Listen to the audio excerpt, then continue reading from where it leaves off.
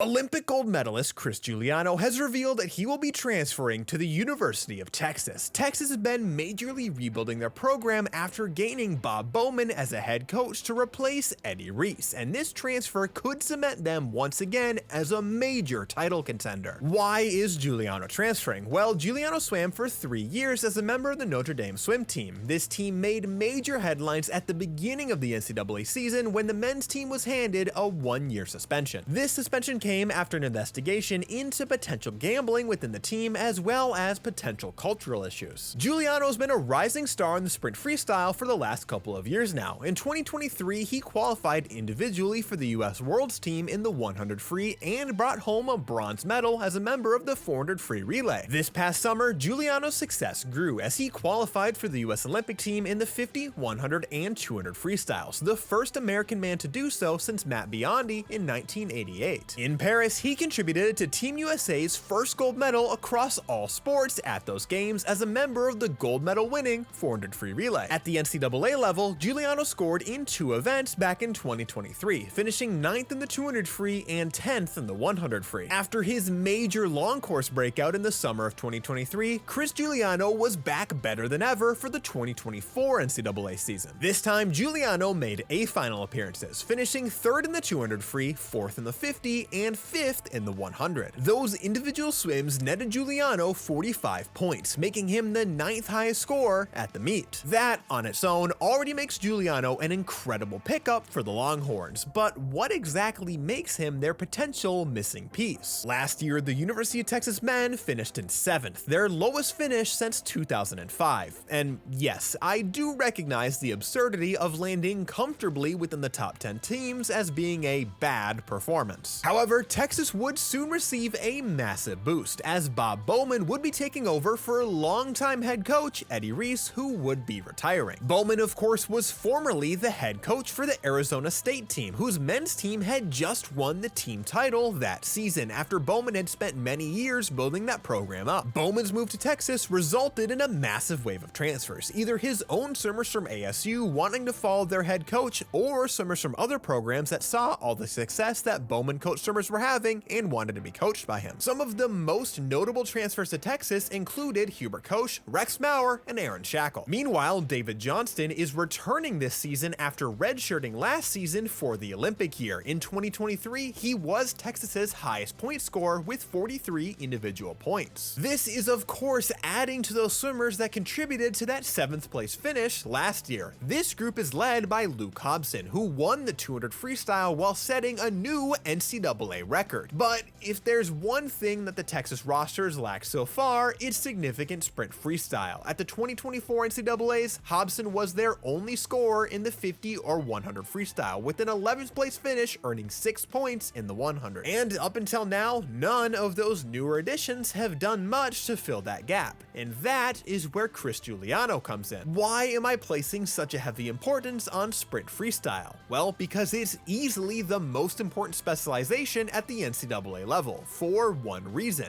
relays. Relays are worth double points compared to individual events. It's pretty much impossible to be a major contender without some pretty strong relays, and relays heavily favor sprint freestyle. Texas pretty clearly had some relay struggles last year. They were still really good in the 800 free relay because they are always super strong in that mid-distance range, and they placed 3rd there, but they were 9th in the 200 medley relay, 19th in the 200 free relay, which doesn't score them any points, 8th in the 400 medley relay, and 12th in the 400 free relay. Comparatively, Arizona State, on their way to winning the team title, never placed lower than 3rd in any relays. Not even looking at any other potential improvements for the Longhorns, if we just factor in Giuliano to their relays from last year, let's see how they would have improved. Chris didn't swim the 200 medley relay in 2024, but on the 200 free relay, he split a blazing 1794. So if we swap that in win for Texas's anchor, they move up to 5th, netting them an extra 10 points. Texas's 200 free relay was the most dire. Since we already used Giuliano's 17-second split, let's not double dip and say he leads off instead. This would move Texas up to 9th from 19th, netting 18 points instead of 0. That also would have put them mere hundredths behind Notre Dame's relay, which had Chris Guiliano on it. Let's not worry about that. Giuliano would have only made a slight difference on the 400 medley, as Luke Hobson is a very good 100 freestyler already. Switching his 40.87 for Giuliano's 40.43 would move them up exactly 1 spot. But the existence of Giuliano on the roster would have given the coaches the option to use Hobson on the 200 free relay instead, as he did not swim on that one. This is another less tangible benefit of having more sprinters, more flexibility with event lineups. Just like the 200 free relay, let's say that Giuliano leads off the 400 free relay with his best time. That would reposition Texas from 12th to 6th. There is obviously much